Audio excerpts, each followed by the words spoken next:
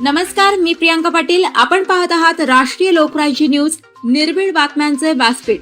आज आपण दिवसभरामध्ये घडणाऱ्या घडामोडींवर नजर टाकूया. बाबीर विद्यालयात गरजू मुलांना ड्रेस वाटप. पुणे जिल्हा प्रतिनिधी संतोष भरणे.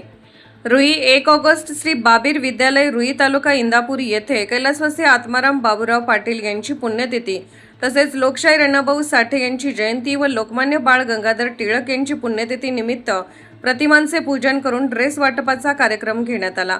या संस्थेचे संस्थापक कैलासवासी आत्माराम बाबूराव पाटील यांच्या 21व्या पुण्यतिथी निमित्त हुशार व गरजू आणि होतकरू विद्यार्थ्यांना ड्रेसचे वाटप विद्यालयाचे अध्यक्ष अमरसिंह पाटील आणि उपाध्यक्ष उदयसिंह पाटील, रुई गावचे पोलीस पाटील अजितसिंह पाटील, माजी सरपंच यशवंत कचरे, विष्णू मारकड, आकाश कांबळे, डॉक्टर संभाजी मारकड, माजी डेप्युटी सरपंच बबन मारकड, रुई सोसायटीचे चेअरमन लालासो दगडे, महादेव माने, बापूराव लावंड चेअरमन, अंकुश लावंड, मोहन लावंड, ग्रामविकास अधिकारी पवार, भाऊसाहेब चक्रधर, कायगुडे, शेखर पाटील, अभयसिंह पाटील, सतीश झेंडे, शिवाजी कांबळे, आबास थोरात, तानाजी मारकड, विद्यालयाचे मुख्याध्यापक जगन्नाथ पाटील, पर्यवेक्षक धनाजी गावडे, ज्येष्ठ शिक्षक सुनील दराडे, सहशिक्षिका मीरादेवी पाटील, प्रतीक्षा पाटील या मान्यवरांच्या शुभ हस्ते ड्रेसचे वाटप करण्यात आले.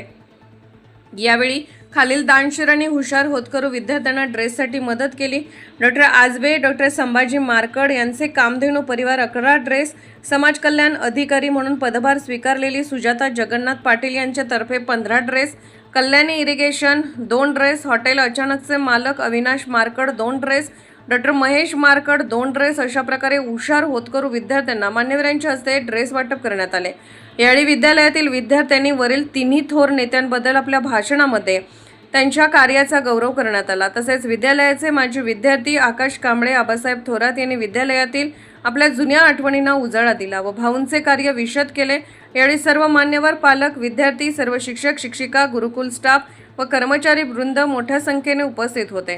कार्यक्रमाचे सूत्रसंचालन इयत्ता 10वीच्या मुलींनी केले तर आभार पर्यवेक्षक धनाजी गावडे यांनी मानले. ताज्या बातम्यांसाठी आणि अपडेट्ससाठी राष्ट्रीय लोकराज्य न्यूज चॅनलला सबस्क्राईब करा, तसेच लाईक आणि शेअरही करा.